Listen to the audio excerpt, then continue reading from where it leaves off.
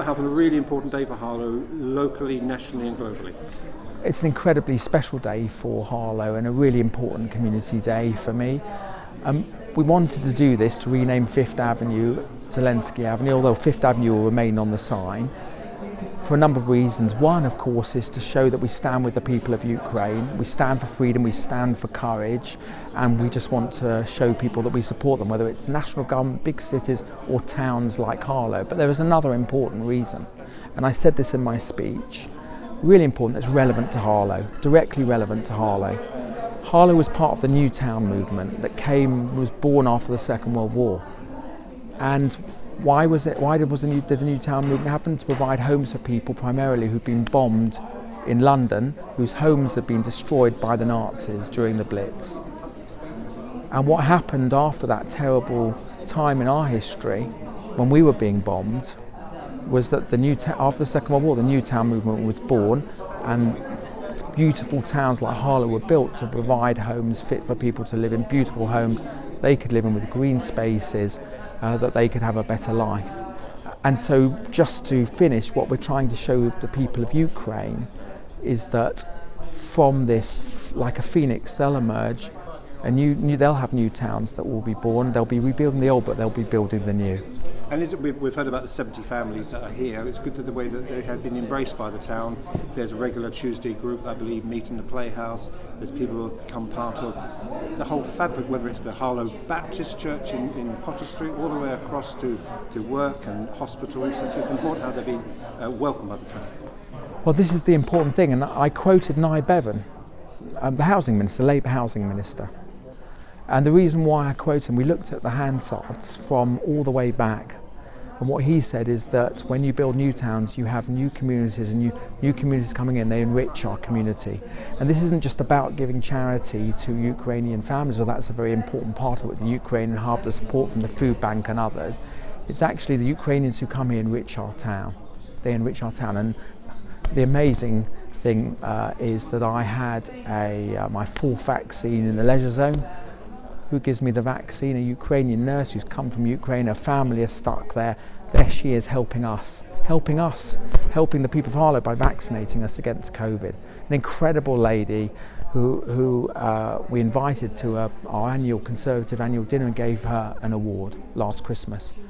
And that's what I mean by when they come here enriching our community as well. And I hope that more Ukrainians are able to come here. That we've got 70 at the moment. There may be actually more because we don't know the latest census data.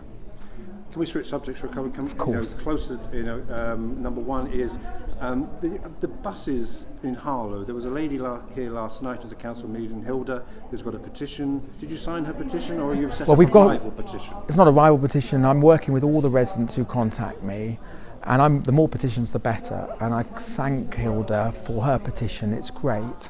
The more, the merrier.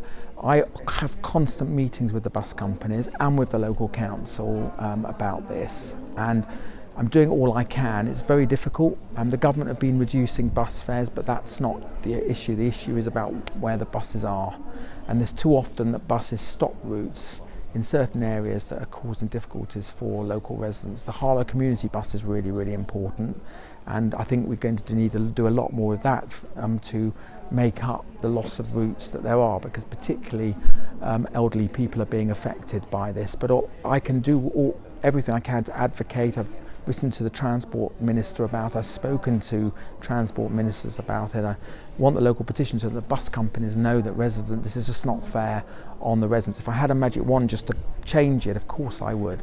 But I think the short-term answer to this is putting more resources into the Harlow community bus network, and to try and make sure that where people are not served by a bus and they really need it, particularly elderly residents, that they're going to be supported. And so thank you to Hilda, and I'll keep with our petition as well.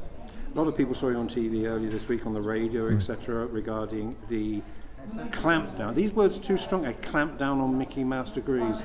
Do you think you got your message across, or do you think it was lost in the mix somewhere? No, absolutely not. And it was, I had to do loads of interviews, and it's really good that I'm challenged. And yeah, I got a hard time on Good Morning Britain. It's the nature of the job. But let me just explain something. It's really important. Good Morning Britain wanted me to name particular courses. I'm not able to do that as a minister. I'm not allowed to particularly Why not? as minister because it's not up to me to decide which courses should have recruitment limits on it. It's up to the Office of Students. There are loads of lists out there, by the way, and we've given you, your Harlow, a list of a lot of courses. What I can say is a lot of universities, not a lot, but a number of universities are being investigated for poor quality courses by the Office of Student. What people don't always realise is there's a separate regulator. If you imagine Ofsted, you've also got a regulator for universities. There's a different kind of regulator. There's a regulator for universities called the Office of Students. They are independent of the government. Now, what we're also saying, just to be very clear, because I know how passionate your Harlow is about arts and literary and English, absolutely, I did some people call it a science, political science, but I call it an arts degree, politics. What we're saying is three important things, and please must get this message to the residents of your Harlow and those who want to be students.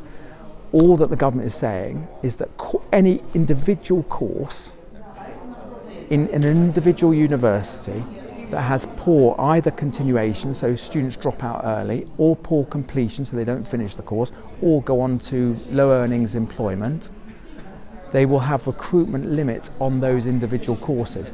So this has nothing to do with arts, because you could have a STEM subject or a business administration subject that has very low outcomes. And in fact, there are a lot of business administration courses in a number of universities that have very poor outcomes, right, for students.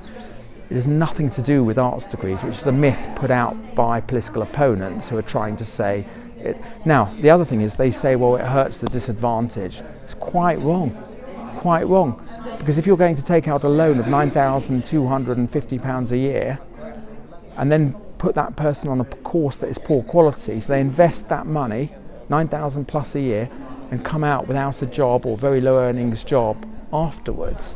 Why is that? That doesn't help the disadvantaged at all. It's worse for the disadvantaged. By the way, again, I say to the Labour Party, under this government, since 2010, and this is independent figures, those from disadvantaged backgrounds are 86% more likely to go to university than they ever did before. We've got more disadvantaged people on free school meals, disadvantaged backgrounds going to university than ever before under this Conservative government.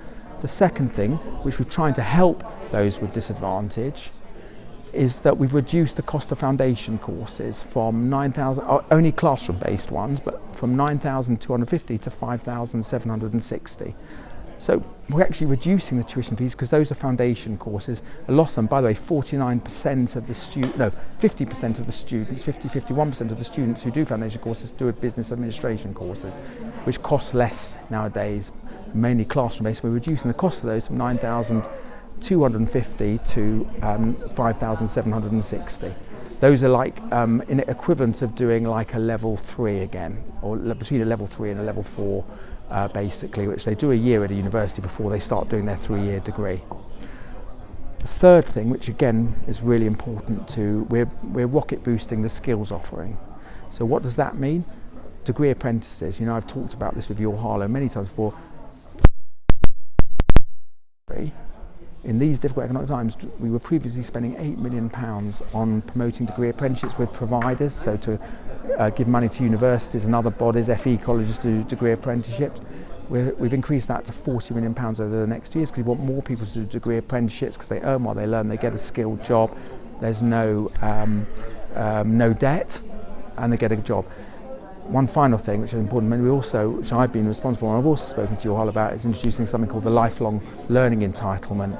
So people will be able to do from 2025 short courses and modules of courses. They'll be able to borrow up to £37,000, but they won't have to pay back more than they borrowed except in real terms. So improving the loan system and making it fairer. We're cutting fees for foundation years and we're putting recruitment caps on poor quality courses. So that is the truth. And of course the Labour Party, in a disgraceful article by one of the councillors, I have to say, completely misrepresented what is being proposed, where we're helping the disadvantaged. All they did was have a policy of university. It was quantity over quality. What we're about is quality and giving a ladder of opportunity for the disadvantaged to make sure they succeed at university. Final subject, You must have seen the by-election results last night. Did you look at the drop-off and the number of people voting Conservative in places like Selby and Somerton, and did you think that next year that could be me? Yeah, well, first of all, I'll tell you what I was looking at. I was looking at Uxbridge, and you wouldn't be surprised I say that. You know why? Because basically the people in Uxbridge voted against the Labour Party's white van tax on working people, taxing their cars on the so-called ULEZ, which is an extra tax on their cars. And the people in Harlow hate it because every time they drive into London, and the Labour Party in Harlow support this, they welcome it, the ULEZ. It's a disgrace, by the way, because the Labour Party are the party that wants to tax Harlow motorists. That's what they want to do. They support what the Labour mayor wants to do. It was rejected by the people of Uxbridge. It was rejected, and by the way, in the local elections, don't forget, we maintained our vote share, and if you include the village result, we did extraordinarily well given the current circumstances, and we beat Labour. So of course I'm not complacent. I work day and night for the people of Harlow, almost 7 days a week, and much more besides. I'm not complacent, but I'm confident we're going to do well at the election.